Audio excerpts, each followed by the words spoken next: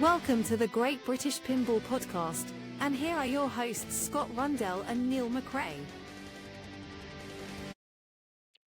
Welcome, pinball fans. As per usual, we've spent the last half an hour faffing about with our setups to make this try and sound like we haven't recorded it in a metal container and down the docks in Leith in Edinburgh. This is the Great British Pinball Podcast. Welcome, everybody. Thanks for joining us again. I am Neil McRae. And I'm Scott Rundle. How you doing, Scott? Not too bad, Neil. How you doing? I'm doing great, but I'm going to pile in right away about our Pulp Fiction bet. No. All right, go on. You say your bet and I'll say mine. So, Pulp Fiction LE is on a jet airline right now. It's in the air. And it will arrive next week. Pulp Fiction LE. Thank you to Phil for offering air freight, so I would win this bet. Otherwise, it would have been January, and I think we would have been tied. Didn't I say March? I think you said March, yeah. But actually, I'm hearing that there's an outside chance that the container might arrive this side of Christmas. Now, that would actually align with two of my previous CGC deliveries. That's hard work, though, right? Because it's right at Christmas period. I don't know if they're going to be able to manage that. Yeah, they'll be fine. I mean, if it Christmas time actually for these guys, for Hadfields.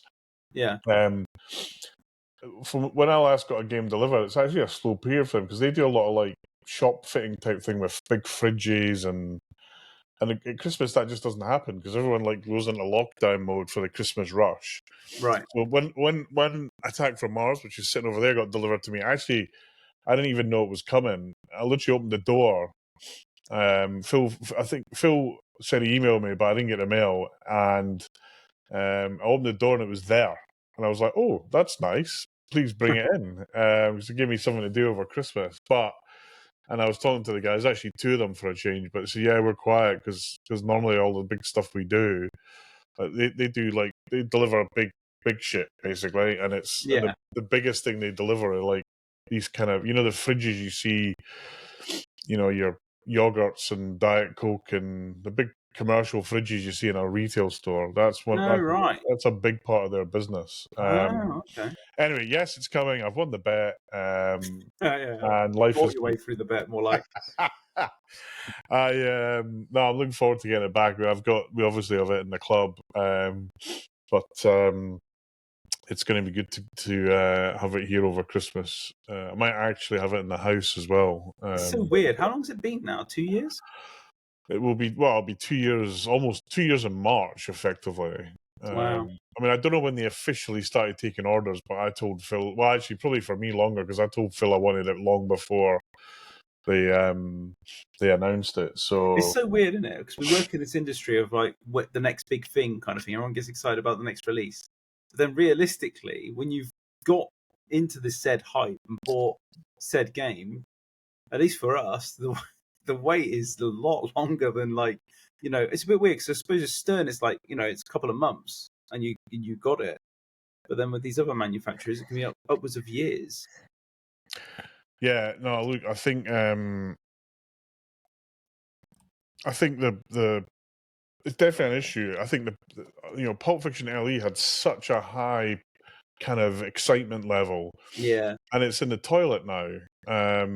And loads of people have either cancelled their game or sold the deposit to someone else. It's a bit of a shame, really, because I don't think it deserves that. But CGC, they've started communicating, which is great. But probably to quote another game that we're going to talk about later, it's a day late and $1 too much, or whatever the quote is. And it is frustrating, but they've the only thing I'll say is the reason they're doing it is to make sure the games are as good as they can be. So apparently, last time we spoke, they'd got the last part they needed for the toppers, but the part was wrong. It wasn't right. They had to get it redone or something. Right. So I appreciate that. On the one hand, they could have just shipped it out with some janky part that didn't work, or they did the right thing and they they got it sorted. So yes, they're in the air. Thanks again, Phil, for flying them out. I will. I'll do a proper. I couldn't unbox my one because it kind of came secondhand. So I'll do a proper unboxing when it arrives. So, and speaking of new games, what in terms of your own collection, Scott? What's your ins and outs and ups and downs? I see what looks like the back end of a cabinet in the background. Well, that's my own brew being built, but yeah, it's like Okay. it's getting there. Like, I finally got the kit, which was a lot of hassle. I'm not going to lie, getting that from the States, because basically the guy, it's Trident Pinball, isn't it? He does the DIY kits, and Yes. Yeah. he's not really dealt with dealing with shipments to the UK. We had issues with international bank transfers and getting a courier, and then he missed the courier because the guy wouldn't wait 2 minutes for him to get to the door, and it was just a lot of back and forth. It was a headache. Like, just this was the small box you wanted me to pick up at the coffin, I think, is probably way of putting it. It was Yes. massive. When I got it, I was like, no wonder you had issues. And I don't think that might get custom. To be honest, yeah, I would have happily have taken it, but I knew I wouldn't get on with it. Yeah. So the airlines have got this thing where you add the length, the height, and the depth together. Yeah. Okay. And if it's more than, I can't remember the number, but this was definitely more. Yeah. And because when I brought back the armor, they measured it at the freaking desk. Fucking British Airways assholes that they are. Yeah. And luckily, I was actually I was worried, but I was actually in by quite a bit. And then I kind of thought the width of that, I'm not convinced. Plus the fact I had 2 tons of other gear to carry back. Didn't well, actually not that much, but anyway, I'm glad you got it. Yeah. And, just spent like some of the weekend, because up until the last, because I've been doing a Playfield swap. Sorry, I'm just going to stop moving my hands because my camera's having a fit. I was doing a Playfield swap for someone for Funhouse. Yes, saw that. Person didn't tell me when they brought it though that it was literally in bits. It's the first game I've built from scratch, because it was everything was in bits, including the mechs were fully disassembled, including the head, which was a pig to put back together. But like, yeah, it went all right. Like, I've got, ended up with a couple of things, as you always do, where you think that post isn't right, or what I mean, like that bit of metal, it needs to be replaced. So I ended up with a small bill of materials to sort out like the parts that were missing. But yeah, built it in record time, which was good considering his photos were like taken on the equivalent of a Nokia 3310. I swear to God. So I ended up referencing a lot of online material to get the game built. Yeah, the ultimate potato cam is the Nokia 3310. Yeah. Well, yeah, I mean, I saw some of the pictures of that, and it did look like it was, because normally your pace is like, but this definitely feels like it's gone slower. Oh yeah, I mean, normally I would probably got that. If that was a normal Playfield swap, I would have probably done it in half the time, maybe a quarter of the time. I think the main challenge was figuring out how the harness goes on, because although it naturally kind of somewhat fits, he had left it disassembled for a good part of a year. So a lot of the kind of what I would call the memory of the had been lost, and it was just trying to find some odd ends where it's like, where does that go and how does that fit together? And it was just it's just small things. Also figuring out how the hell the trapdoor mech works. God, that was fun. I was following the schematics on that for ages, going, where does this piece go? How does that fit together? God, this is an absolute nightmare. So yeah, I did it all in the end, and it was good because it ended up paying for my printer, which is hiding in the background over there. 3D printer. I have a camera, so that basically paid for that 3D printer, because I had an original Ender 3, which for those in the printing world know is kind of a basic beginner's printer. This one is a Bamboo Labs, and it's much more expensive, but it's just 10 times better.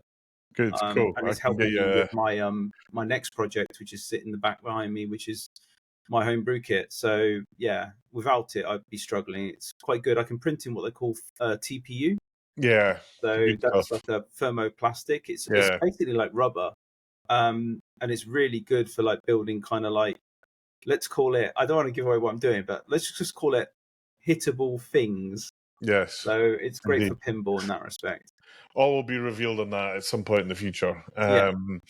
But yeah, so no new games or So my wife's bought Metallica LE, which I think okay, I might have discussed last podcast, but if I haven't, yeah, she went down the Metallica LE route.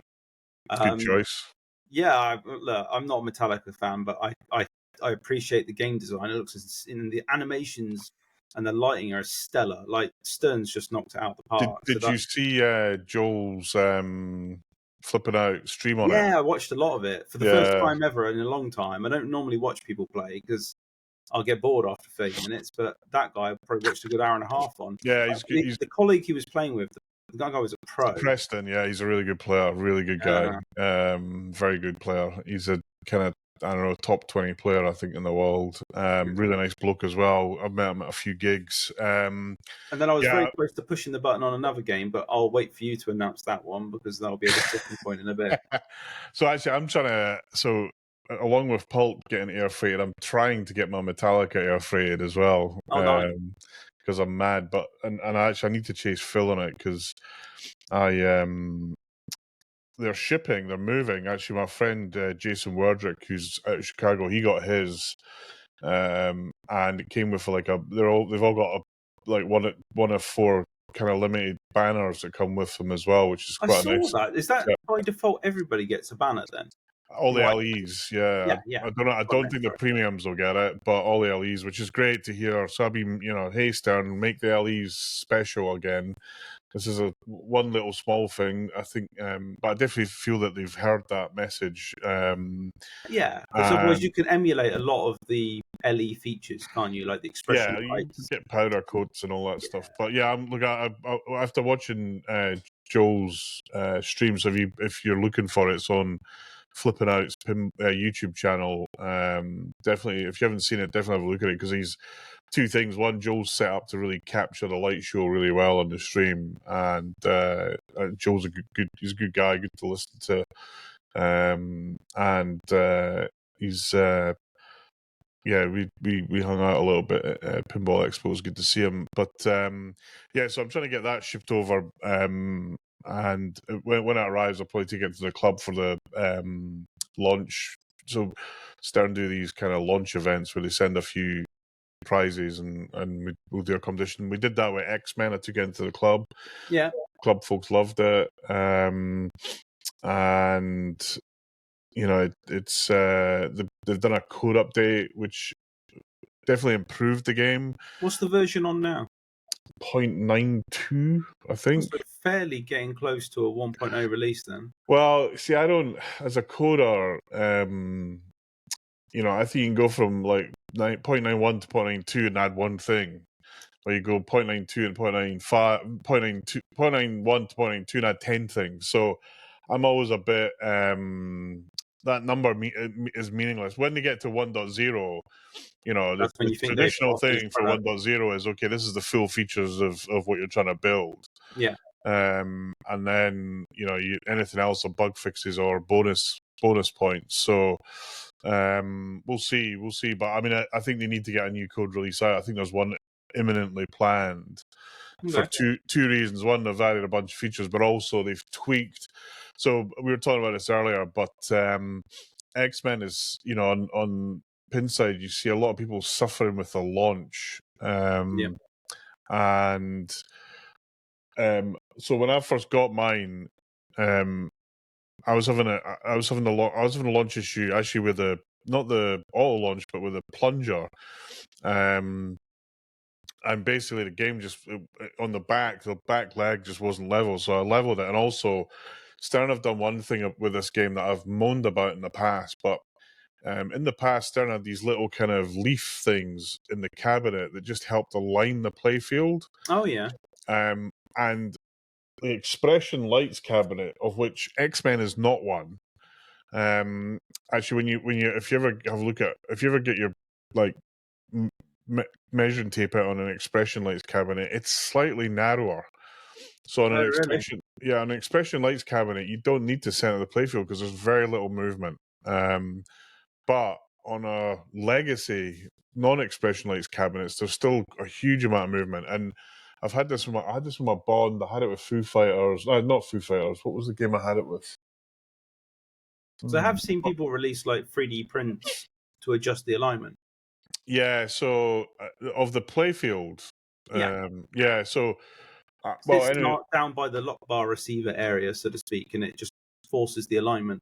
Yeah, so the problem is that at the back of the game there's a lot of movement, and if it's not square, you know, at least I've found that you get this issue. So, but it's not. It's an issue that's happened in a few games, and I'm on to George Gomez about it. I said, George, man, for God's sake, fix this.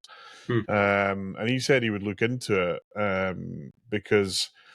I posted this on the Stern Enthusiast page on Facebook because someone else was having an issue, and I said, "Look, install these two things, and I bet you this issue goes away." And I think it was on.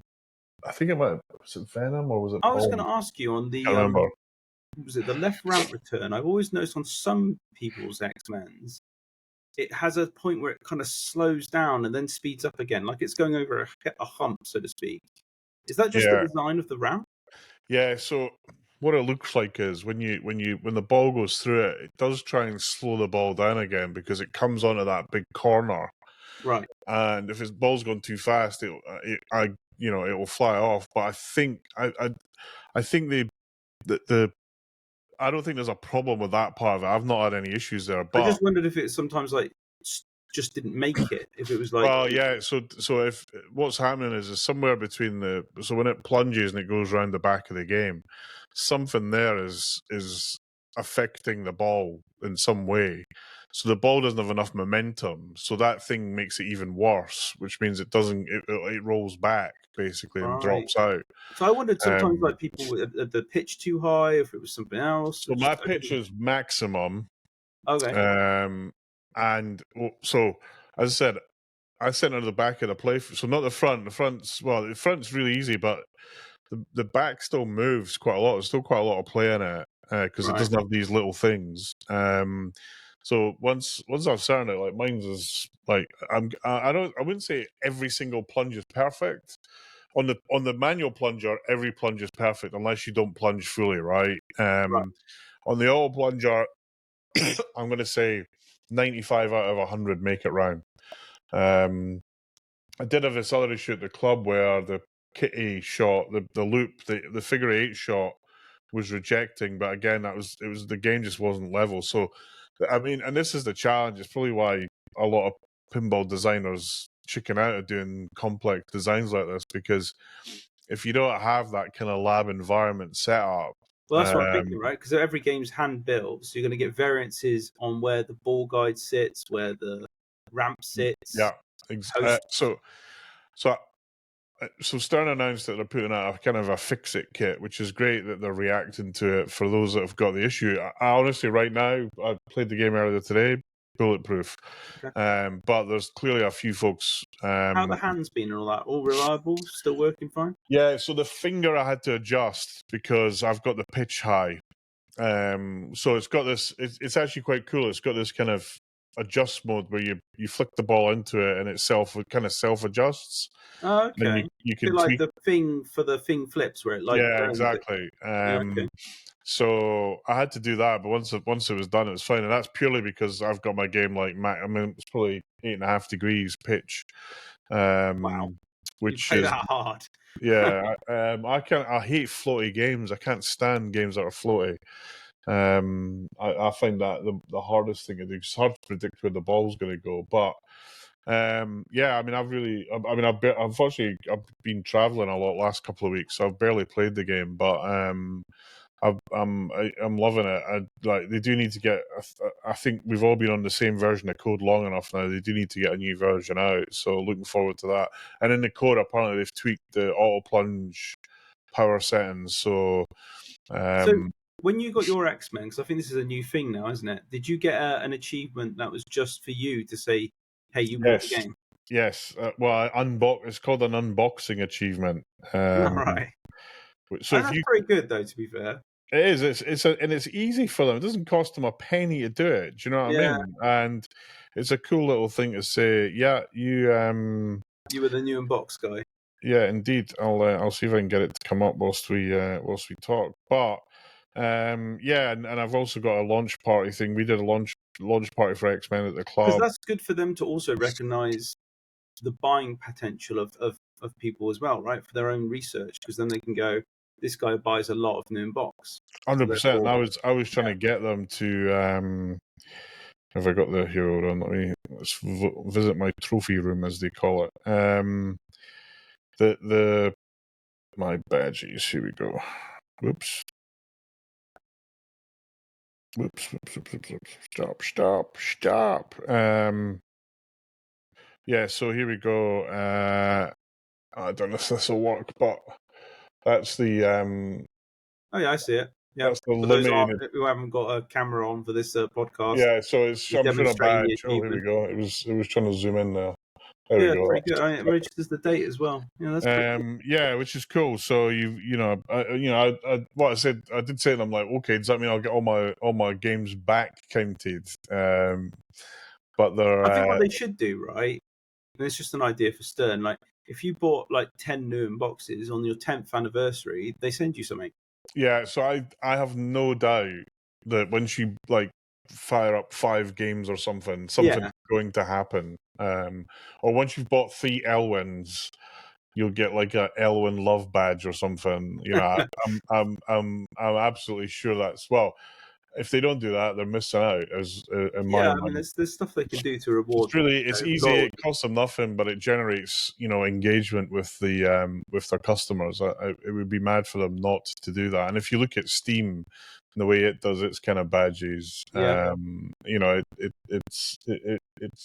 all good. I've actually been trying to complete some Elvira stuff because they had a special mission for Elvira this month. Okay. I think I've got one more day to finish it off, but I've got on then. yeah, I've got one. I've got all of them except 2, which actually quite interesting because I haven't played Elvira that much, and actually I bought another one for the club, so there'll be an Elvira in the club. Did they? I was going to ask you, like, how do they handle people that would then just cheat and say take the glass off? Yeah, that if you're on location, you get a different badge? If it's the home unit user collection? No, so on location you get double points. Right. But yeah, look, if you're going to cheat, you're going to cheat. It's just you're fooling no one but yourself. So that's the way they kind of look at it. It's kind of an honor system. But yeah, it's not perfect, but it is what it is. We can all with pinball is the ability to take the glass off is always with us. And yeah, so looking forward to getting Elvira in the club. I think the club members are excited about that. We did an X-Men launch party, and we did a critical hit. So critical hit is this kind of tournament where we give out these kind of cards. Let me find one. Hold on.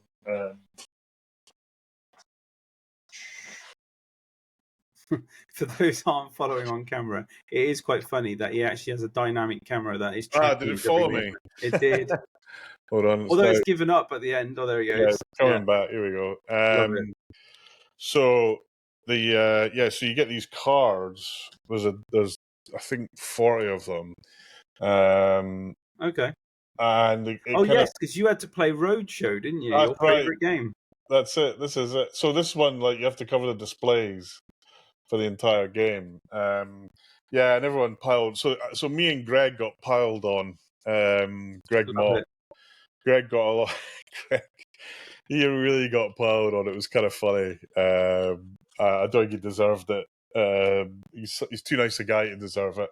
There's others that got. The last time I did this, Wayne Johns got piled on, which I won't lose any sleep over. Sorry, Wayne. But the Greg got piled on, and then basically any opportunity to get me to play fucking Roadshow, people did it. So I ended up playing Roadshow 3 times. But actually, I was quite pleased because I think I won it twice and came second on the other game. So it was shocked to people that I could play. I knew how to play.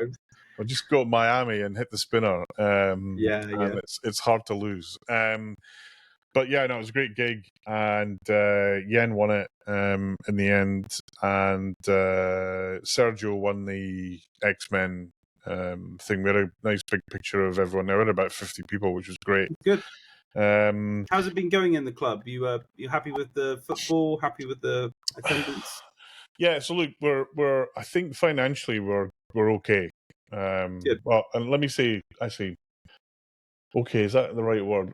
We're where we need to be to survive, right? Okay. But and I would like for us to be doing a little bit better, not because I want to make tons of money, but because I want to reinvest it in the club. So, there's a few things we want to do. We want to put a better kind of a mini kitchen in at the front so that people can make teas and coffees. Right now, we've got no way of doing that. And when now that we're in a mall, health and safety is a bit more on our minds than perhaps it was, or perhaps it should have been in the old place, right? Okay. And there's a couple of other things we want to do around signage and stuff like that. And we wanted to cover one of the windows, but we just don't have the cash for it. And actually, thanks to many of our members who have moved to pay in advance, which is a massive help, because when we were doing all the sums for this, I think I mentioned this before, and this was kind of my cock up. We were doing a cash flow model, but I've forgotten the cash flow model. We had to pay up front for the rent, so Oops. yeah. I mean, it's not ideal. It's not killing us, but it's not as it's just made things a tiny bit more difficult than we'd expected. And particularly next year, we got an insurance bill and the rent coming out at the same time, which is really challenging for us cash flow wise. But in saying that, I mean, we've got the money. We're not worried about it. But we're not, like in the old place, we're able to build up a little bit of a kind of nest egg for emergencies. So Yeah. we had the flood, and we had a couple of other things happen at the club. So we had to do some of the toilets, and and we got the back room carpeted out. But right now we just don't have any money for that, and we'd ideally like to get a few So more what you're members. missing is a rainy day fund, basically. Yeah, exactly. Just a few quid in the bank, just to improve the place and do things with it. Like we don't have a lot on the walls. You ever thought about just putting forward like a bit of a public event, see if you can get people just showing up on the day for something? Well, we're doing that with our tournaments, mate. So we run a tournament once a month, and that's pretty crucial to the club survival, because it's we'll do great. But there was a Sunday we in its peaks and troughs. So a couple of Sundays ago, we had a really quiet day, which kind of freaked me out a little bit, because if we got a lot of them, we might have some challenges. But it was I think just a one-off. I think the weather wasn't great. Yeah, weather's getting rough at the moment, isn't it? Let's face it. Indeed, very rough. So, but look, I mean, everyone. This is the thing. Everyone that comes is astonished by how great the venue is now. It's so much better than the old place. And we got a couple of things happening. 6th and 7th of December, it's our birthday. It'll be our 6th birthday, I think. Yeah, I think 6, maybe 7. I can't remember, but it's our birthday. And Matt's organising a few tournaments over the weekend, so hopefully everyone comes to that. And then just before New Year, we do the turkey leftovers fry up, we call it. It's a big tournament. It was massive last year for us. Hoping it's big this year. If you search for Pinball Republic in Turkey on Match Play, you can register there. On the 6th and 7th, just turn up 10 o'clock on both Saturday and Sunday, and we've got stuff going on. I think the other challenge we've had is we had a kind of bit of a number of game issues that took us a while to get on top of, just because they all kind of happened at the same time. And Pinball actually, always breaks. Honestly. yeah, and also things that we've not seen break before kind of break where we haven't got the parts in the club. So It's a bit like when you let me borrow that Godzilla, and then this node board decided to go, "Hey, I'm going to die today," and that's it. yeah, I mean that was a bit frustrating, but at least we got it fixed in the end, which is great. But yeah, I mean if stuff, when you have a failure like that, there's not a lot you can do about it. But No, luckily they're few and far between. I think, hoping that the Spike 3 release is a little bit more robust in the fact that it can deal with a component failure. I'd like to see less of a daisy chain kind of reaction, because it feels like a Christmas light analogy. Do you know what I mean? Like the old store Christmas lights. If a bulb goes, the whole thing stops. Yeah, I mean, for me, I think it depends on the failure. I think if you do lose a board, and again, it depends on which board. If you use a CPU board, then all bets are off, right?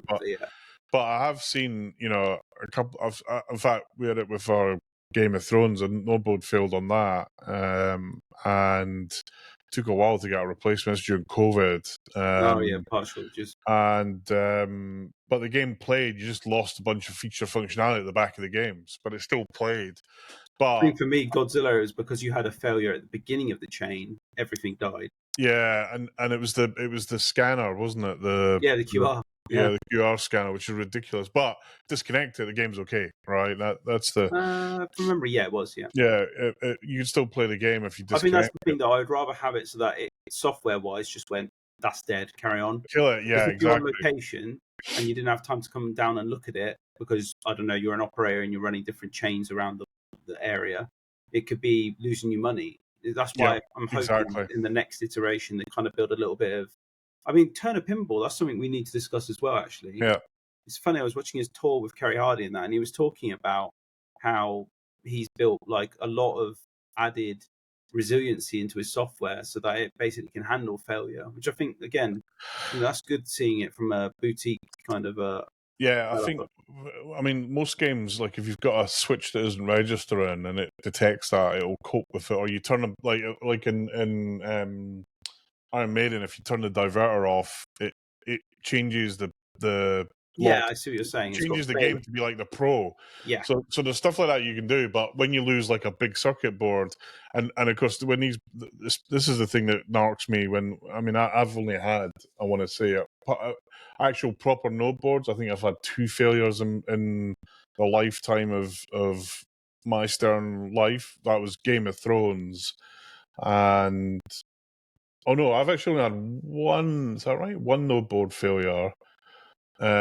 Which was Game of Thrones, and then my Elvira, the CPU board, was dead on arrival, but they replaced it. But the thing is, when that node board failed, it just locked the whole game up. And what you want is okay, the board's failed, we're kicking it out, but we can still play some element of a game. Yeah. Of course, if it was the node board with the flippers attached, you probably don't want people putting money into in certain instances, yeah. As you say, you want it to have some, as you say, like the diverter logic. You want it to go, can we get this through in a hobbled state? Sort of exactly. And also, typically these things happen when you least expect them. So yeah. So look, I think it was things going good at the club. Things, couple of new games hopefully arriving for Christmas, which having spent a lot of the last 2 months traveling, I'm looking forward to spending a bit of time at home, playing games and literally sleeping in my own bed. I came home I was just in Japan at the weekend. I was absolutely shattered, but I found a pinball machine in a new location. So there's an arcade, I forget what it's called, but it's in Aqaba. But they had a Simpsons. And when I was there, the guy was actually cleaning it, and I was like, "Oh, cool!" And I had a kind of a slightly broken English chat with him, but it's actually got me in the mood to buy a Vuelix. So if anyone's got a proper Vuelix that wants to sell it, ping me. What's that? Sorry. It's a Capcom. Oh, sorry, not Capcom. Taito made this cabinet. A modern cabinet for flat screen displays for arcades. Oh, wow. Okay. And if you Google it, like people import them from Japan, but I think they look pretty cool. The old school was the kind of candy cabs and Astro City cabs, Astro City 2, etc. But they're like still CRT. I don't want a CRT I have cab. noticed there's a lot of arcades these days in America, not in America, in Japan, are very much like, what do they call it? The trading card games, where you put your card down, and then they have a lot of like rhythm-based games that you can play. Mate, the traditional games that I would have played, the rhythm-based games are huge in Japan right now. I noticed. Massive. Yeah. So they've got this one that looks like a washing machine, Right. and it's like the guy playing it's like some sort of freaking ninja, like.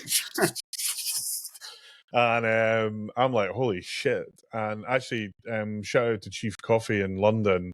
He's got pinballs downstairs and a kind of Japanese Tokyo arcade upstairs. And I think he's got a load of these games. The other one's Groove Coaster, which I really like. It's where you have to kind of follow a line. It's again so. And also that DDR is still massive there. And Revolution and actually the washing machine game, there's a freaking queue to play it. I mean, wow. I was like, you had to like the place I was at, they had like a list of names. You had to write your name down, and then you take a seat and wait for the other guys to finish, because these guys are so good. They're on it for like hours. Wow. So you might add a long way. I've got a video of one of them. I might post it in the Facebook group. But it was cool to see. When I went to Japan at the kind of heyday of the arcades, and it's kind of depressing to see it right now. Where do you remember like Sega World in London? Sega World, that was so good. Sega World Sega had hundreds of arcades across Japan, mate. Hundreds of them. They're all gone. And don't get me wrong, there's still some arcades there. And it must be more difficult, I suppose, for people in the arcade hobby versus the pinball hobby, because pinball hobby, although it's obviously nowhere near as popular as it used to be, it's still got a large proportion of people buying new developed products. While in the arcade world, it's more like you've just got what you've got, and you're going to run out, I suppose, of games to buy, because there's only so many games you can pine over. Yeah, there's no one really making the kind of arcade games that you have at home. I mean, you're not going to have like Raw Thrills with their kind of. You just got Raw Thrills Jurassic like Park, Dead, like the size of a house. So there isn't many games. Sega's gone, and all the other guys that were in this space have kind of pivoted probably more to consoles and PC gaming. So Capcom and that, yeah. So, and honestly, it's depressing to see it. I remember being there the heyday, thinking I was in this. I can't remember. This was in Akaba. There was this huge hallway. It was massive, and just rows and rows and rows of candy cabs, and they were rammed. They were all massively. They were heaving. Well, especially the beat 'em up scenes, right? That was fighting games and shoot 'em ups were, and then fight 'em up, shoot 'em ups, driving games. That was the kind of three things, and then you had the odd kind of weird Fantasy Star type thing. But I was there, and I was there last year, and it was and I was kind of sad there about having gone back. I saw a tour video of Capcom's what do they want to call it, like their flagship store, and it's like, okay, there's an acknowledgement of Mega Man, Street Fighter, and stuff like that. Yeah. But there's no actual arcade machines where you can play Street Fighter. It was like, it's all cranes, like those. That's a good leadway, actually. Redemption machines. Oh yes, so yes, let's have a laugh at that. No, actually, crane games. So the arcade I was in, the first two floors were nothing but crane games. And it's like, geez, it's when you see that in places where the crane games used to be. There used to be like just arcades everywhere, video games everywhere. It is depressing to see. Landscape, isn't it? Yeah, in some ways, okay, we've still got video games via consoles and PCs, etc. But they're not the same sort of games. Like playing. Well, they're not built for like coin up kind of. Yeah, so playing King of Fighters or Street Fighter in the arcade was just so much fun. Yeah. So yeah, look, if anyone's got a Vulix cabinet, I don't want a Tulix, I want a Vulix. ping me because I'm keen to buy one, but it needs to look nice. I don't want it beaten up, and ideally low latency 1080p one. But I'm definitely going to get one because I kind of miss. I used to play those games a lot when I was a kid.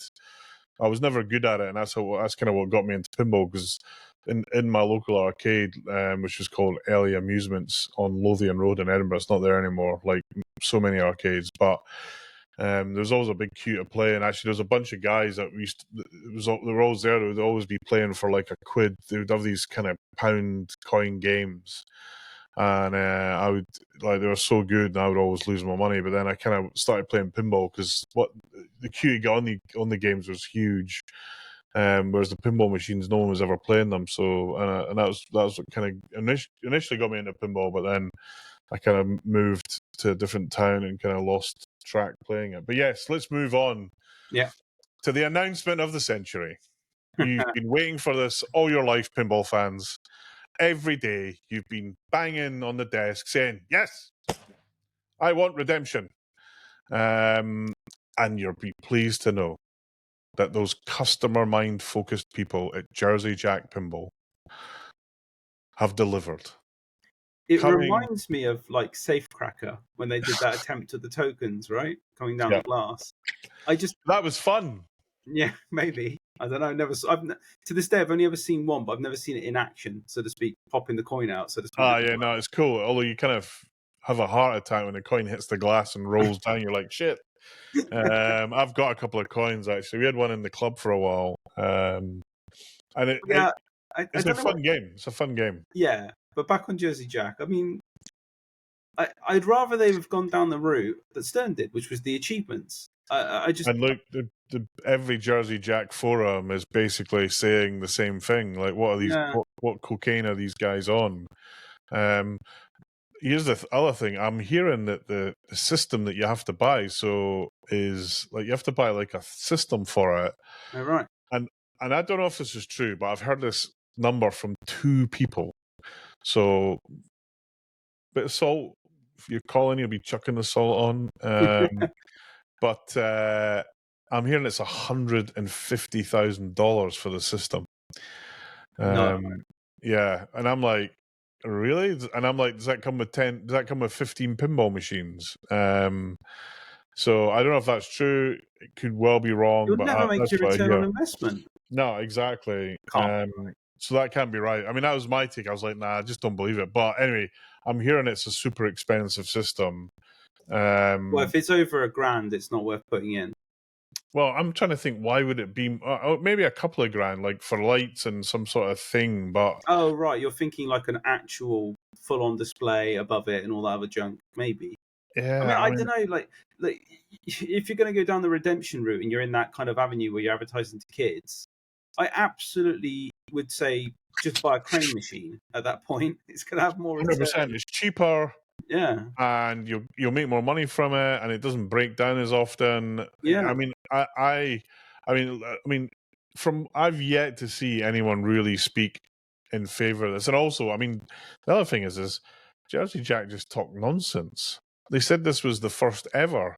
Stern have had a redemption capability on pinball machines for like 20 years now.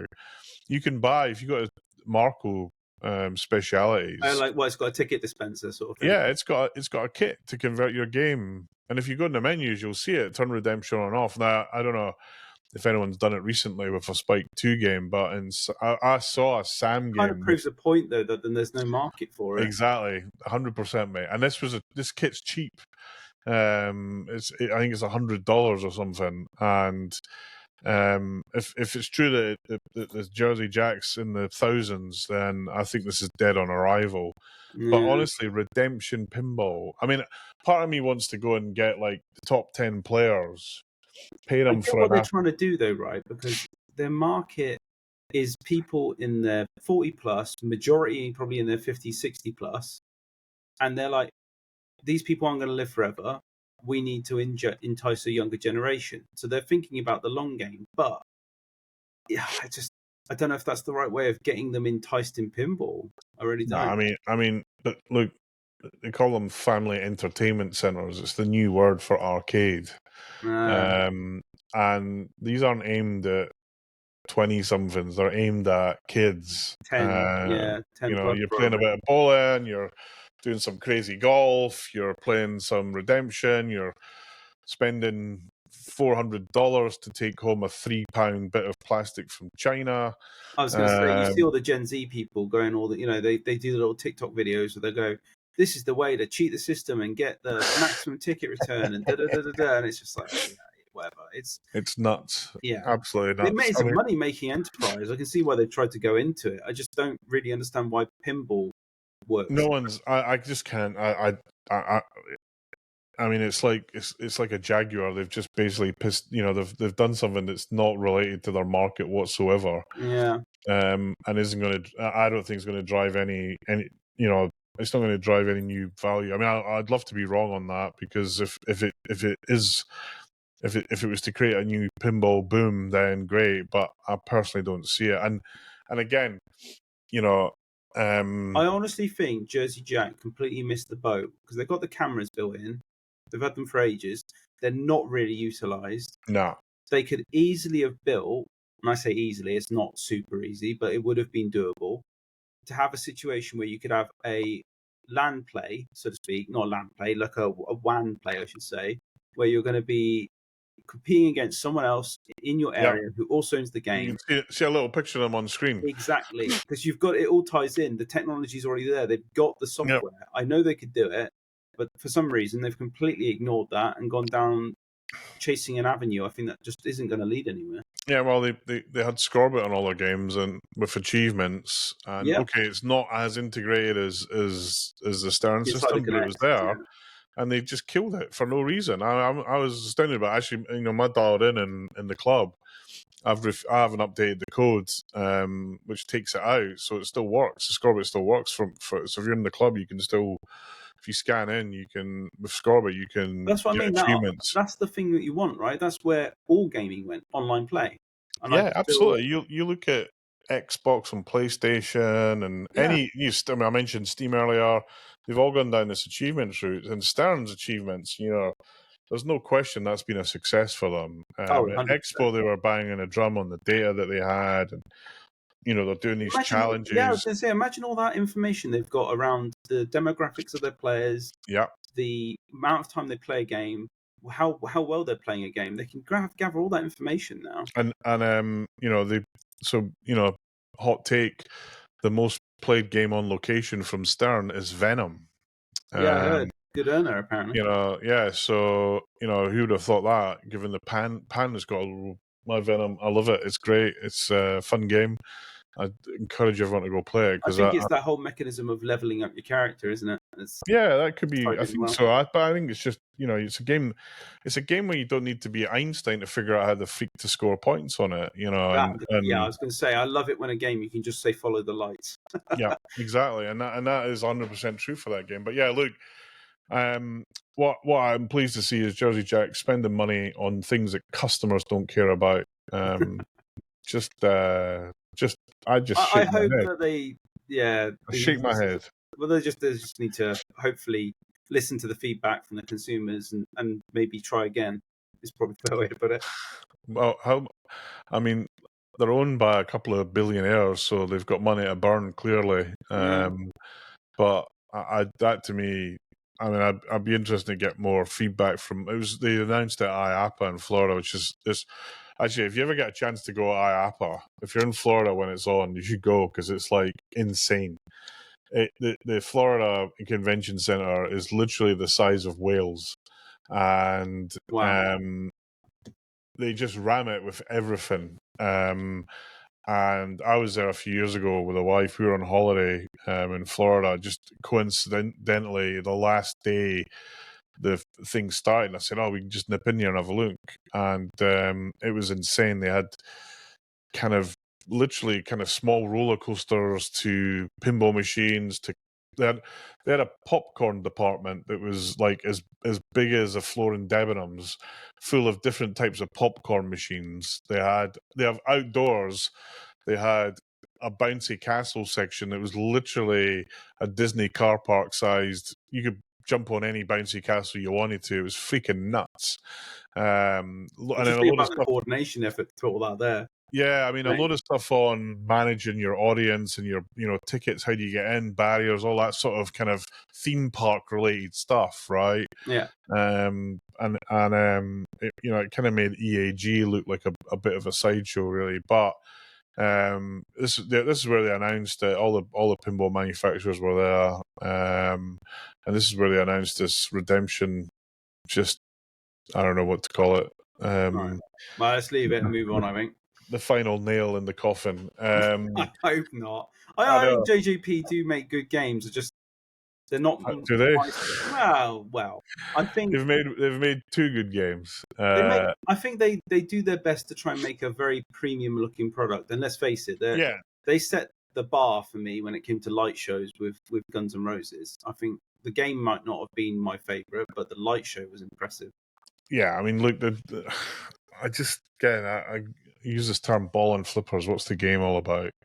Get that right, and then have your light show, have your amplifier playing the music loud, get you a big screen on there, but get a game play to be great. That for me is crucial. They need another Elton John, but just with the right theme for me.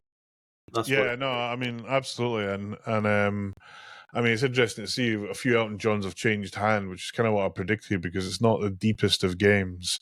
Okay. And they're starting to move. You can pick one up for about $8,000 now. Wow. Which is somewhat shocking. Appreciation. Yeah, well, it's there was a Venom that's gone for $10,000. It's lost $6,000. So if you like, this is the pitfall of buying new in box. It really is. I mean, we don't want to go too much down the pricing avenue. We've done it too many times. Yeah, I know, but I think if you're going to buy a new in box, be prepared to keep it. Or just be prepared to lose a lot of money. Or don't buy it and wait to pick one up cheap. Someone's got to buy it though, right? That's the thing. I mean, that is the thing, right? And there's a couple of my games. Like I've got Led Zeppelin LE, and I'm probably going to sell it because I've also got a premium, which is actually on loan to Medway Club. Shout out to the guys there. But I'm thinking, when am I ever going to bring this? I love the game; it's a great game, but it's competing in a ever crowded set of great games. I'm thinking, when am I actually ever going to bring this back in? Well, that's the issue. In my house. I suppose that brings us on to our next game, which will be Spooky's next release.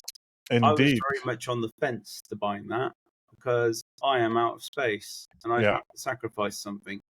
And you can't choose what, right? At this moment in time, it's got to a position where I'm like, I don't really want to get rid of anything anymore. I just want to keep growing. So this is where my advice kicks in on this, right? Because it's tough. Get all your games running with audits on, right? Okay. And at the end of the month, look at the audits and see what you're really playing. And sometimes it's a game of though. If you don't play it a lot, but you know that if you want to get it again, will you be able to get it? That's the question. Yeah, but I really feel that's a very rare thing, and I think I'll give you a good example. Yeah. Like for me, Circus Voltaire is probably the one I would consider getting rid of, but I don't think I'd ever be able to get one again if I got rid of it. Yeah, but I don't think you'd want one again. That's the point. Because if you wanted it again, you'd be playing it. That is the point. Yeah. So I mean, I did that with what was the game I sold? Thinking I could pick one up again. I think was it Spider-Man. So I sold it because Ghostbusters, right? Right. Ghostbusters and Spider-Man. I sold both of them, right? And I don't sell a lot of games, so I was like, oh, what are you selling that for? I was like, well, I like it, but I sold both of them because the audits were both the lowest, right? And everyone's like, oh, you're mad selling Ghostbusters. I was like, yeah, okay, I'll pick up another one at some point in time. And there's been a few on the forum come and go, yeah, the price is a bit higher than probably what I'd like, but I've never actually woken up and said, right, today I'm buying a Ghostbusters. It just hasn't happened. Spider-Man, same. Again, I like the game. It's a good game. Well, it's like Star Trek for me, right? I bought it the second time round, said I'd never get rid of it this time, and I still got rid of it. Yeah. I don't think I'll get a third one, though. It was one of those things that I had nostalgia on it because it was my first game. And I thought I really did like it. But when I got it again, I was like, Yeah, It's all right. yeah, exactly. That's it, and that's why I think if you sell something, if you're not playing it, then you won't miss it. Basically, I mean, Yeah, maybe. I could. I'm looking at Medieval Madness, right? I don't play that game often at all. I'm never getting rid of that game. I was Yeah, so hard. I was so worked so hard to get that one. but the flip side to that is one game where I would miss it. I know I would, and I Yeah, would no, want it. it's still it just for me. It's the pinnacle. Yeah, The 90s. That is. it's Yeah. a fantastic game. Yeah. I'll but tell you what I Cactus, like, just quickly, you're gonna yeah. laugh. I was playing it virtually because I can't never find anybody who's got the goddamn game. Totan. Oh I know my you god, I knew no, you'd be like that. no, I like it. total shit. I love the way the No. ball, it's a bit like Metallica, right? It's got the magnet where the ball sucks in through the core, the magnet core, so it disappears. I love stuff like that. I like the magic of pinball, so to speak. Yeah, I mean, it's not the worst game in the world, but I mean, unfortunately, that game. So for tournament players, all you do is just hit the Yeah, I heard it's genie. got broken code. So Yeah, you just constantly hit the genie. It's like, this is boring. But it is, there's a lot of people out there that have polished the shit out of them. They're like, they've got ones that are literally encased in glass, so you can't touch it. It's a lovely looking game, but it is. gameplay wise, it leaves a lot to be desired. I think that's why I was tempted to get the Alice, but then I was like, so Alice, it's weird actually. I think Alice is still available in the UK to buy. It's like, really? Well, yeah. so I mean, look at played Alice. I liked it, but it wasn't. There was still the layout had issues. It wasn't perfect. It wasn't a disaster of a game. There was some nice moments with the little screen that they had and things doing stuff, but Yeah. it's not. If I got that game, actually, my wife loved it. She thought it was awesome. She's like, "I will really, get one of them." I was like, "No, because you don't play pinball often enough, so and I'll end up selling it." So, it was okay, but it wasn't like it wasn't setting the house on fire, right? The world on fire, rather. So, whilst okay, it looked nice and it played okay, but some of the shots at the back felt a bit kind of, how does that work? And I also didn't think, the code, actually, it's a brand new game, so the code's not going to be there, but they needed a lot of work to do on that, but it wasn't, it wasn't like Raza from freaking Deep Root, which is like the worst game, one of the worst games I've ever played, or freaking ABBA.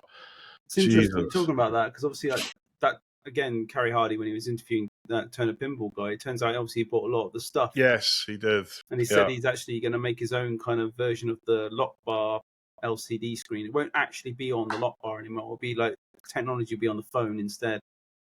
Yeah. I was like, I'm thinking probably what he means by that, and it was just a guess at the time because he hasn't really gone into it, is that you probably can then drive some of the lighting effects and that through the phone and do stuff with the phone, so to speak, to change certain things in the game. Yeah, maybe just be able to, change the settings or something like that. Yeah. I mean, look, again, that stuff's all interesting, but it doesn't sell pinball machines. No. It's you need a decent game, a decent theme, and something that's fun, basically. So I and actually the Ninja Eclipse game, we didn't talk about it. No, we haven't really given much limelight to it, have we? I played it. I mean, I played it in Chicago, right, a year ago, right? Oh, so did you play it when it had the original cabinet, not yeah? the... So yeah. and I forget his first name, but the Turner guy, Andrew Turner, I think. Andrew, that's it. So I was playing it and I was enjoying it. I said, and I said, Andrew, mate, this is a good game, right? I can see potential in it. I told him a couple of things to tweak. But here's your biggest issue: people see that cabinet and they think you're a joke. Yeah, sizzle. And yeah, they think. I said, mate, they just don't take you seriously. He's like, is it really that bad? I said, honestly, if you let me tell you, right? I'm going to give you a bit of homework. I said to him, look, get a full size cabinet, stick the game in a full size cabinet, just one game, bring it to TPF, and I'll bet you everybody's tune changes. he did exactly that. Fair play to him. He retooled it, got it in a cabinet, brought it to TPF, and it was like the queue for it was like round the door. Yeah, it's crazy, isn't it? All down to the form factor.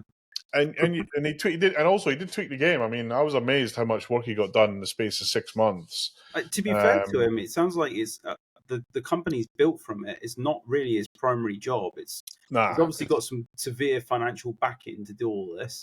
Yeah, I mean, So I think he seems to be dedicating a lot of time to it. Is what I'm getting at as well.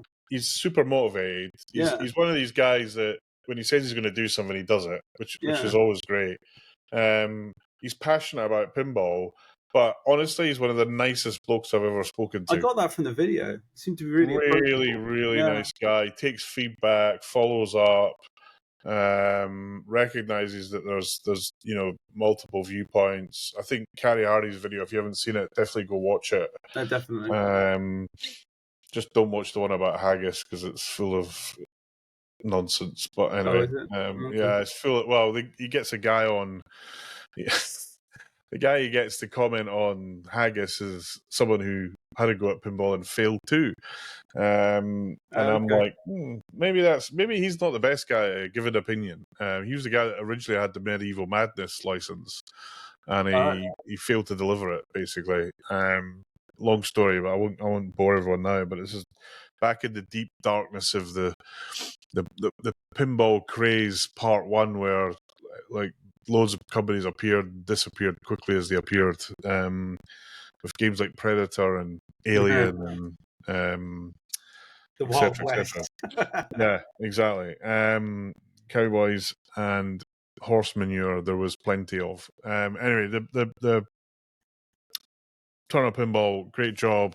They said they were going to make 300 games. They've sold out all the placed orders. 100 games, I think, isn't it? Was it 100? I can't remember. It was a low number. Yeah. Low risk for buyers, low risk for them. They can learn a lot by doing 100 games and then come back stronger. It's kind of what Spooky did when they first launched. I was going to say, I do feel very familiar ground to like where Spooky started out, right? So yes, and let's use that to pivot. That's a good segue. Yeah, let's do that. To Gimme Some Sugar, baby. Have you seen the movies? Of course. Of course, yeah. I wasn't talking to a movie aficionado here, but Bruce Campbell, man. He is classic. A superstar. I've met him twice, actually. Have you? Nice. Yes. So I found that there are certain people in this world that I've just got to meet them.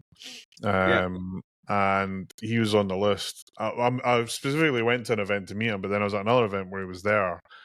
And it was in the US, a kind of not big Comic Con, but a kind of sideshow sort of one. The one was a horror focused one, and he was like a fucking superstar. It was literally like,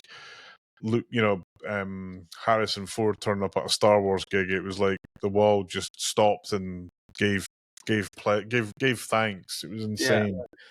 And I did a chat with him, and he's on. There's another thing he was in. I don't know if you saw it. Burn Notice. It was a TV program. Ash vs. Evil Dead. Yeah. Well, yeah, no.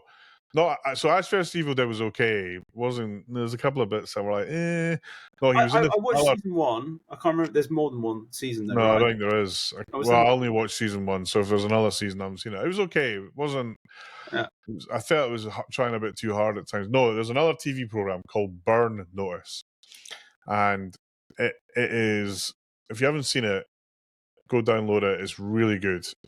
He's in it, and he's freaking hilarious in it. It's classic Bruce. It's a character that literally was made for Bruce Campbell, and he fucking nails it. Anyway, Evil Dead.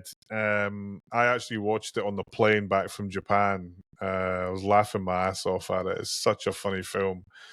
What's scary? I tried to get Holly to watch it, but it's old, right? And the problem is that if you haven't watched it when it was released, it looks dated. It does, but it's still. She's missing out. Tell her off. Yeah, she got bored. She fell asleep halfway through, and I was like, I just watched the rest of it without her. But maybe watch Army of Darkness. I tried to make her watch the same that she just wouldn't do it. Like for me, right, that's the thing I was going to say with the game. I know there's call-outs that reference, obviously, Hail to the King, this is my boomstick, all that sort of stuff. Yeah. So if it doesn't say shop smart shop S Smart or whatever it is that needs that as well. But like, I just love all that stuff. It to me, Klaatu, Baratu, Niktu. yeah. To me, it's like Army of Darkness was probably where I would have positioned it rather than 1 and 2. 1 and 2, it's kind of like, I know everyone says 1 and 2 is different, and yes, it is a continuation. I'd say for anybody that's never watched Evil Dead, I'd just say watch Evil Dead 2 and then watch Army of Darkness. You don't really need to watch the first one. Yeah, the first one's I'm kind of glad they did the second one because I mean it's literally a remake of the first with some polish. Because even Bruce says like he couldn't get rights. He wanted to redo it, and then he couldn't. So then he went, "All right, screw it. I'll make a sequel." And that's why they talk about that a lot with Bug, where he says like, these are 2 different films. He's right; they are 2 different films. 2 different production companies, etc., etc. Yeah. But I disagree with Bug around him saying that. We've done 2 because they are very different films. It's like realistically, it's the same damn film. Nah, it's the same movie. I mean, look, I mean, the second one is the one to watch. So again, Army of Darkness is hilarious. It's like a Bruce Campbell fest. It's freaking hilarious. The way it ends is a bit shit, but I think that's why they tried to address it in the TV series, right? With Ash. But it's look, it's popcorn entertainment. You're not gonna have a divine kind of reawakening. Say this is like Schindler's List. Yeah, it's low thought, epic entertainment. But if you haven't seen it, please go and see it. It's hilarious. Or get the DVD out or watch it. It's probably on Netflix or something. Right? It'll be on Prime for sure or Apple TV. Yeah. But it's great. So look, I have made potentially the mistake, another massive pinball career mistake by placing an order for one of these. I'd say to you, I was so on the fence with it because it's this theme. So I love Bruce Campbell. The theme nailed it for me. And when I saw the trailers, I thought, oh, this looks like. So the thing that made me decide on it is they've kind of gone a bit simpler on the game, right? So spooky games, they quite often go overly complex on the mech, and you spend your life fiddling with the damn stupid things, right? Yeah, because they break. I mean, and actually on the Pinside thread is hilarious about reliability, etc. But nonetheless, I saw it. It's there's a debate: is it a fan layout or not? Look, it's definitely a partial fan layout, right? But the game looks a lot simpler. It looks like it might even have tournament potential. It is a wide body, which actually I didn't really realize. Yeah, I said to you before until about that was surprised me. Someone said it to me. I was like, "What? It's not a wide body." And then you look at it, you think, "Holy shit! It doesn't look like a wide body. I don't think it's going to play like a wide body." So I'm excited about it because I love the theme. I love Bruce Campbell. But I mean, it literally is a last chance saloon for spooky pinball. If it arrives and I have the same shit show that people have I see what you mean from that perspective. Yeah, I'm not. I mean, I kind of, to be honest with you, I would have bought it. Like, I would have been on the phone the minute they started taking orders, except for the fact that I'm really nervous about how reliable this game's going to be. And if it's not reliable, I'll get rid of it, and it'll be a shame. I think it's a valid concern. I mean, we've seen it time and time again. We had Scooby-Doo on location at Pinfest and it broke. We've had Looney Tunes where the Halloween, Halloween, the boards on Halloween, big failure on the relay boards. Alice Cooper, you'd occasionally get a multi-ball. Let's face it, they've got a history. Unfortunately, the multi-ball was in the bottom of the cabinet, so it was hard to make any sense out of it. They've got form for. And also, there's I can't remember, was a spinner in, was it Scooby-Doo or was it one of the games where this when you look at and you'll appreciate this probably more than I do, but when you drill into wood for a spinner or a mech, if you're not going into a T-nut, you're basically going to have a game that breaks or falls apart. Absolutely. And loads of the stuff they've got. I think it's Halloween. My Rick and Morty, I remember the launcher wire form.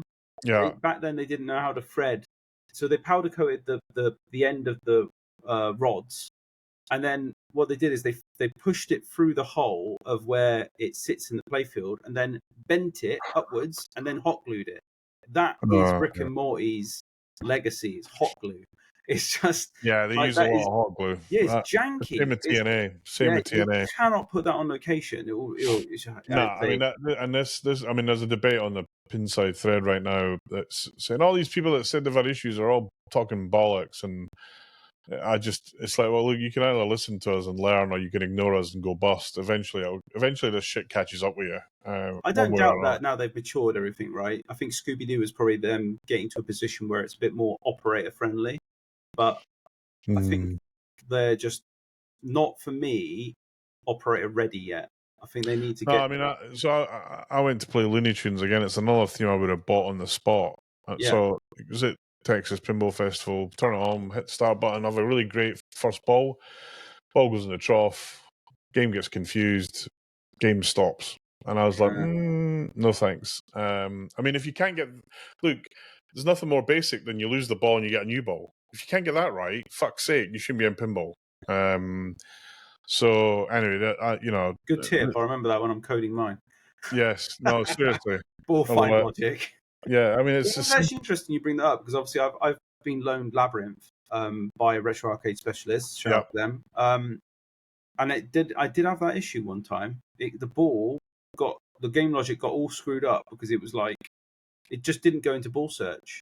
The ball got stuck somewhere and it just didn't go into ball search. And I thought, is that because it hasn't realised that the ball's stuck, or is it because there is no ball search? It was a bit like it's bizarre. I mean, it's the one thing Stern have got 100% right. Like, if you get two balls on the playfield for whatever reason and you let it drain, it never screws the game. You do it on a Williams game, like, I don't know, I'm trying to think of one that's got a ball lock. But you lose, like, if you, in an old Bally Williams game, if you lock a ball and then that ball somehow gets free for whatever reason, and you've got two balls in the playfield, you let that ball go, you'll lose the other ball too. Whereas Stern, I don't know how they've done it, but it knows somehow to yeah. do that. And if you're like a tournament director and you get a game that kind of goes unreliable, this is the one thing. Like, I always know if there's two balls in a Stern game when there shouldn't be, I know that if you drain it, it'll be fine. And I've done that, quite a few times when the balls, usually because the balls have got magnetized and need replacing. I just think that's such a basic thing to get right. And also the flippers, the feel of the flippers, they've definitely got better. TNA was good, but Scott did a lot of work to get that as good as it was. But ACNC kind of went a little bit backwards. Is it not Stern coils? Nah. It's not the coils. It's the whole. There's no on TNA at least. I swear they were using flipper mechs. No end switch. No, they're Williams mechs. Oh, are they? Yeah, there's no end. There's no EOX. I haven't got my TNA. That issue. You may be right. I don't know. But for the life of me, I thought they were using the same Paul and Link as Stearns do. But maybe I'm wrong. It's Williams. But I mean, and then Halloween, the flippers were just shocking. Trying to get it up all those playfields. Holy moly! It was. I don't know what they were thinking. This is what I mean, though. I think, my bet, right, is Barrels of Fun's next game is Fifth Element.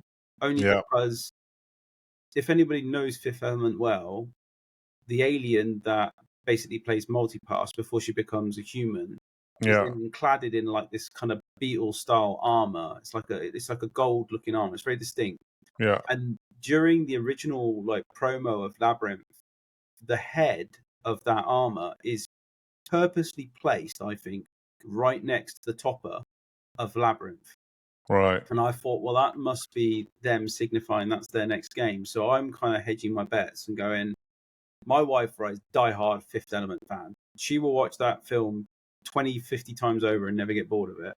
So I know for a fact I can buy that game and she wouldn't care. She'd be like, you should be buying it, because if you're not, I'm going to buy it. So I'm kind of like, as much as I wanted Evil Dead, I'm banking on that being announced in Jan, but we'll see.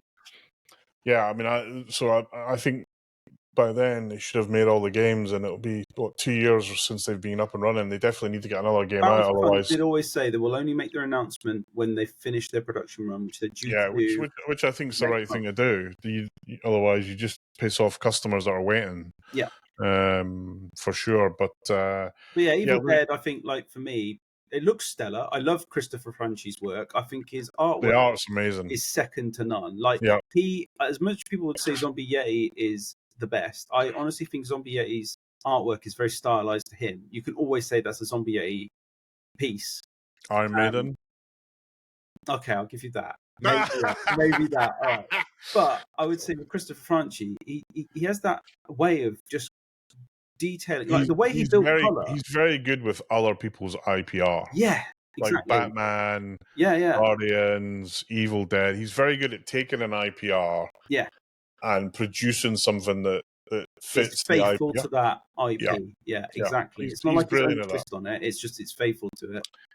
But look, I mean, I often think, a lot of people say, it's a Zombie Yeti color, blah blah blah. But I think that's what Stern sell. I'm looking at 4 Zombie Yeti games. That's 5 actually, if you include Godzilla. Yeah. And there's some like Venom and X-Men is very similar, but then and Deadpool, Foo Fighters is quite different. Godzilla's different. I don't know. I still think he's got that kind of Iron Maiden's very different, bubbly, colourful edges to things. And don't get me wrong, it's nothing like I'm criticising his work. I just think it's got it's very recognisable style. Yeah, I think most of the time I'd agree with you, but I think the different artists have got skills and talents and different things, sure. and actually, I think one of the great things that Jersey Jack did was the Godfather art. I mean, the game's sadly not where it should be because of the code, but the artwork on it was astoundingly good. Did you see they finally updated Pirates Code, by the way? Yeah, I know. They added the wizard mode. Wow. Can't believe it. I just despair of I just don't know what the mindset is there. It just, and look, there's a lot of people that work there that probably work their asses off. But the leadership, I just think what. Anyway, hopefully. We've talked enough about JJP. So, Evil Dead, though, you went with a topper, I'm assuming as well. Of course, yeah. I mean, I think the Whitewater rule applies to this game. Should be, is no topper, and you lose, half the value of the game, basically. So it's insane. It's got to be the best topper I've ever seen. Yeah, I think the Labyrinth one's pretty decent. Don't get me wrong, I've bought a Labyrinth topper, and I'm very happy that Jim Henson Productions have been working with the puppetry on that one. Where is your Labyrinth, by the way? Should be like next week or week after next, I think. So it's on a boat? It's past. Basically, the UK was the last to get theirs because we have CE certification that we had to get. Yeah. And they didn't have that, and they were trying to figure out how to do it and all this. Well, Europe, the whole Europe needs it. I don't think it did in Europe. No, CE 100%. You can't sell shit in Europe without CE. Us in Europe, then I should say then. Yeah. So, but yeah, once they had that CE certification done, the games have been sat there for ages, being done. They just needed to get the paperwork to say it's all been signed off. So I think they're on their way now. So I got told, I think like last week that they were finished and ready to go out the door, as in like shipped. So, awesome. Yeah. That's good to hear. And just a quick one on American Pinball. So I was helping out Rob with I pinged Dave Fix because he was having some challenges with GTF. So there's new code out for GTF that improves the game massively, according to Rob. Still a couple of issues with it, but what's your views on American Pinball then? I don't know what to tell you. It feels to me like they need to be more focused on delivering games that people want to play. I'm worried that their next title's Cuphead, I must admit. Yeah, that scares the shit out of me because I don't think it's the theme that I think is going to carry with people. Not in the volumes they need, basically. No. But also, they've got Whitewater 2 sitting in a cupboard somewhere, apparently. Is that Scott Denisi? Not Scott Denisi. Sorry, no. Who's the guy that got laid off Nordman. recently? The guy they just had a big public argument with. So Dennis Nordman, did he make? Sorry, I forget. Did he make Whitewater, the original one? Yeah, Whitewater, the original one, Elvira. Because I saw from his Facebook post him saying that how the story went of how him being let go was different from what David Fix said, and then he said, "Oh, there's a couple of designs I'm making my own now, and I'll be selling it to whoever buys it, basically, and he'll make it with them." So I thought, well, maybe does that mean Whitewater 2's been? No, I think I think at least the game, whether it's called Whitewater 2, who knows, but at least that design, I think, is owned by American Pinball. Okay. Whether we'll see it or not, I mean, for them to promote Barry's Barbecue over Whitewater 2 feels just bizarre. Yeah. I mean, I struggle with that. I get it, right? Barry was obviously someone that David was very fond of, and he held it as an homage to him, but I feel like it just wasn't the game that people wanted. When you've got a business that isn't exactly firing on all thrusters, the last thing you do is do a kind of tribute to your mate that's going to sell 10 games and one topper. It's just not. It just doesn't make sense. Because the game layout apparently resonates with people. They say it all shoots well. I like it. I've played it. I mean, it's got one issue, which is they've got to dial the flippers in, because otherwise you can't hit the ramp shot. Right. If you've got a game that's got dialed in flippers, it's a huge amount of fun. But I don't know too many people that wake up saying, you know what I really like in a pinball theme? Barbecue. Yeah. That to me is the bit I struggle with. I'm pretty shallow when it comes to that. I was discussing this with Am earlier, because he was buying. I think he's thinking of buying an Evil Dead as well. Yeah. And for him, like, theme is 90% of the purchase. It is for me as well. I'm not going to lie. Like, for me, if it isn't a theme I want, I'm not going to buy it. It's as simple as that. They can shoot the best game ever, but the themes are terrible. I'm just not going to have it. Yeah, I can live without the theme if the music's okay. If I don't like the music, I can't play the game. Rush. I think theme and music almost like even Steven with me. Yeah. Rush. It's a great game. I just can't stand the music, and I just don't want to play it because of that. But it's a great game, and it's been coded really well, but. I just hear that noise coming out, and I just want to run for a mile, basically. I mean, I think AP. I think it's if you believe the internet rumors, and of course remember Dave from Pinball Info, the oracle of all pinball knowledge. He's becoming. Are you sure that's not your burner account? That's not my burner account, mate. Definitely not my. I wouldn't call it Dave. I've got to admit, right? I haven't been on the forum. More suspect. I was going to say I haven't been on the forum in months. I haven't really looked at it often. And then Ant said to me, "Go on the forum and just read this Evil Dead thread." And I was like, "Yeah, it's fucking outrageous." And he's like, "There's someone on there with some different opinions." I don't know how that guy is banned, basically, but. I was surprised because there was some homophobic statements in there, and then there was some blatant swearing. I was like, the swearing's okay, but I just don't tit for tat. I just don't. I mean, apparently he's working on a homebrew version of Evil Dead. Apparently, which I guess is what's wound them up, that someone's beat him to it. But Dave, look, when you've done your homebrew, let's bring it down here. We'll get the real Evil Dead. Yeah, put them next to each other, right? Yeah. We'll stream them, and we'll let the world decide which is the better game. I have a feeling I know who's going to win.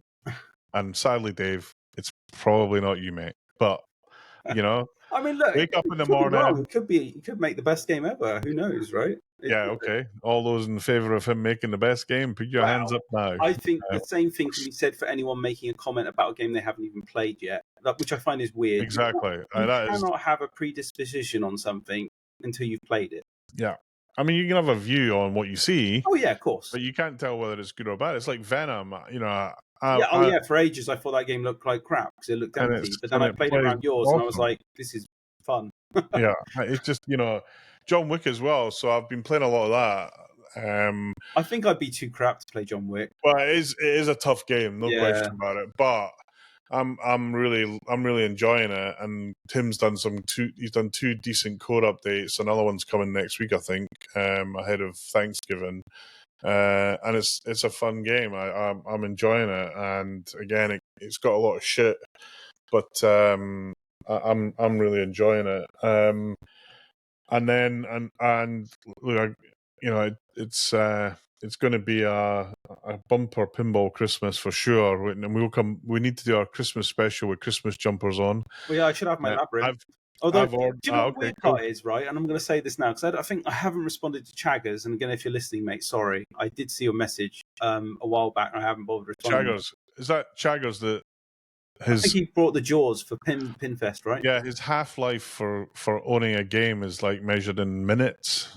Because he asked me for my opinion on Labyrinth, so I'm going to say it here and then tell him to listen to this. So, look, I've had this game for the best part of 3-4 months now. I'm still playing it. The irony is now, when I get my game, I think the excitement's going to be gone because I've already got it, in a way, if you see what I'm saying. I think it is hard, and I'm not going to lie, that game drives me up the wall sometimes with its geometry. Like, it's just got some weird scenarios where the ball will come out and you just be like, it feels like it's cheating you. But ouch. Yeah. You mean it's frustrating? Yes, because it feels that's a bit, dangerous. That is dangerous when you get a bit like Walking Dead. Do you know what I mean? In that respect, like you hit the wrong shot, it's going to drain you. It spits the ball out too fast, it's going to drain you. It's just So there's two types of game in that frustrating category. Go on. There's one. It's frustrating because you don't have the skills, right? True. So in the game for that, Jurassic Park and Walking Dead, right? Yeah, absolutely. But if you have got the skills and you can nail it, those games are like what I mean. I'd hard put Labyrinth in that category. Right. Definitely. Okay. Good. If it's in the other category, no, it's more like I've seen like how that guy played Metallica. Sorry, I forgot you mentioned his name, but Preston. When he, I wish I had half the skill sets that guy had. Like the way he controls the ball is like poetry in motion. I was just like the way he just controls it, like it looks like, for me, I'm just like, I would have drained there, and he just manages to make it recover like it's normal, and I'm just like, anyway. But the point being, I think when I'm back on Labyrinth, the theme, as long as you love the theme, you will like the game and you will enjoy it. But if you are crap like I am, you're gonna get frustrated by it, and I feel like it's not a newbie friendly game. It's not like Fear of Magic where you feel like you're a god because every shot you make is gold. You really do need to be accurate with your shots. That's all I would say. So yeah, I mean it's kind of what you don't want is the frustrating game like Ghostbusters, and it doesn't matter how good a player you are. It's not Ghostbusters. No. Yeah, it's not. It's like, it doesn't matter how good a player are. When that ball comes out the pops at the top, there's nothing you can do. It's going straight down the middle. There's nothing you can do about it. And you're frustrated because you've been shafted, but it's not because of your skills. No, it's far from that. Design's terrible. It's more like the game's just like you brick a shot, it's going to punish you for it. It's not forgiving. Like Fear of Magic, God, you can brick any shot you want on that playfield, I swear to God, and it just goes, all right, just go back and try again. Other than the trunk. But like, it's to me, it just feels like, if you're a mediocre to poor player, don't go buying Labyrinth. If you're decent and you can control the ball, or you like a challenge, and Jurassic Park, and you can say, right, I enjoyed that, then you'll be fine. Indeed, agreed. Final thoughts. We're coming up to the glorious 1.5 hours mark. Yes. So I kind of did chuckle at the everyone having a go at the chum bucket on probably one of the best games of all time, Jaws. It's such a great game. Since the code updates, but everyone keeps saying man, it's just they've just so nailed it. And if the rumors are true that Keith's doing Kong, that is just like in fact, Phil put me on the list for Kong now. I mean, it's just. Do you think he'll then do a Godzilla versus Kong? That's just complete the trilogy. That is what is coming. Is crazy. Is what I hear. I don't know if that's true, but it's what I hear. That would be quite cool. I'm not going to lie. It would be awesome. All three of them. That'd be a massive, great lineup. I've got to admit. It would be a great, and that that's a theme that just sells like hotcakes, man. Monsters. Yeah, absolutely. Yeah, the Godzilla and Kong, and and the two of them together is like, why don't we just make more money than we can ever dream of? But And it's kind of weird how that works so well for pinball, but you've got Avatar, where two companies have had a go at it, and both games are shit. You know, We won't go too much into it, but I just think Avatar is like everyone's maybe watched it, but it's not a film you want to rewatch. but it's massive. I didn't realize it. Oh, it is. I'm gonna come clean. I've only seen the first half of the first movie. Oh. And I thought it was such pants, I turned it off. I went to the cinema for both, but the second So film is it's the just biggest. boring. Avatar 1 and 2 are like the two biggest grossing movies, not by a little bit, but by a huge bit. Yeah, it's massive. So, but it just doesn't seem to translate into pinball from. I think the biggest misstep JJP ever did is they don't tie the video sequences into what's going on in the game. It's just playing in the background. It's like you're watching the movie whilst you play pinball. And there's just obvious things they could have done. I think Avatar's a little bit better for that, but it's still not where it needs to be. As an example, I remember there's a part where the audio is not even syncing up with the video. It's I know. I don't know what that's about. Hopefully that's just a coding issue. I'll tell you one thing I want to see Spooky do properly while I remember. They don't enable vertical sync on their videos, so you keep getting tearing every time a camera pans. And I noticed on Evil Dead, and they definitely have the issue with Halloween. I don't know why they just don't enable it. On the backlight, on the screen. So there's no V-sync. So you get that horrible tearing. That's easy to fix. I know people out there that would be like, what the hell is he on about tearing? If you ever play a video game and you don't have like G-Sync or adaptive sync or just standard vertical sync, you will get tearing when you pan the camera. And that's exactly what is going on Evil Dead. Watch the trailer back and watch some fast-moving areas. You'll see the kind of choppiness of the frames coming into play. And I just don't know if that's because they can't enable it because their software will kill the performance of the CPU, or if it's just because they don't even notice. But I'd love for them just to enable VSync. Yeah, or at least or use like for video, all they need is 24 frames per second. They don't really need 60. True. And then, the rest of the frames, they can do the pinball overlay. So it feels weird that they've got that issue. I suspect they might just not know that they can do that, or they haven't thought about it. But it's a good point. That's the thing. It's just those little polished moments. Like, Stern were banging on about this, but what the movie footage for John Wick looked like on their LCD, and I was like, yeah, whatever. But actually, when you see it, it does feel like it's another level up compared to anything else on the Stern LCD, and the Stern LCD is like the crappiest screen on the planet. It's freaking terrible. Quick one on that. I spent the best part of half a day going through Alibaba and AliExpress trying to find a screen that will fit my cabinet, that fits my requirements in terms of color saturation, color sRGB color palette. match, so to speak, percentage, resolution, size, dimension, thickness. It's there's so many variants out there. Indeed, and not an easy thing to go down. So, look, we'll probably do a Christmas special in a few weeks' time. Yeah. Well, hopefully you'll have your Pulp Fiction and Metallica maybe. I hope so. And us in the poor seats will be waiting for our Metallicas to arrive for our cargo. Yeah, I can't imagine that's this year, but you never know. January, right? It's got to be January. Yeah, I would have thought so, but you never know. Well, if it arrives, you can come down and play it, mate, if you want. Yeah, sure. No, Holly will bite your hand off on that. It does look good. And I'm trying to think, did we miss anything that we want to talk about? So just for those that might be interested, I'm hearing that the next Stern game is Dungeons and Dragons to be announced just before Christmas or just after, and it'll be at CES. Wait, another announcement after they've just done X-Men and Metallica? Mate, they got a big factory to keep ticking over. Wow. This is the thing. Everyone's like, I was laughing actually. I just let me play those. Who are these bozos on forums that say, "Oh, Stern are in real trouble now because Spooky have launched Evil Dead"? What the fuck are you talking about, right? Stern can put out 500 games in a week. Yeah, crazy. Yeah. Right? in a freaking week. So when some little guy comes along, and don't get me wrong, I'm not saying that these guys are Oh, bad. it was really nice that Spooky got congratulated by Stern.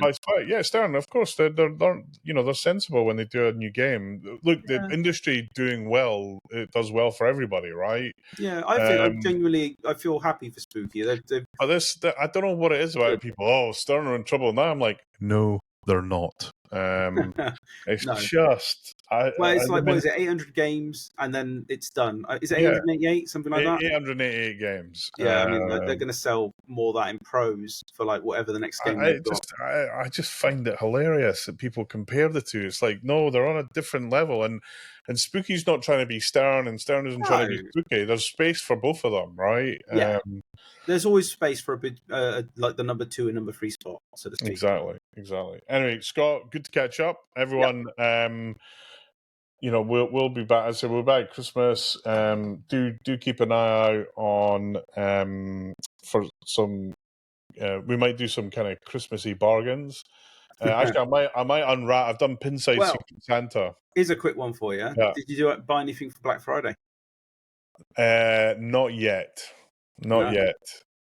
Well, here's a little hint for everyone else that there might be some upcoming deals from certain UK sellers up on Friday. So keep your wallets ready. Yeah, get your credit cards ready. Right, we are at an hour and a half, and we will see you in December. Scott, it's been a pleasure. Yep. And we will see everyone next month. And just with that, remember, folks, pinball. To enjoy it, you play it. So go play it. Go visit a location. If you're in London, come to Pinball Republic. But go visit a location, stick some money in the games, and enjoy them.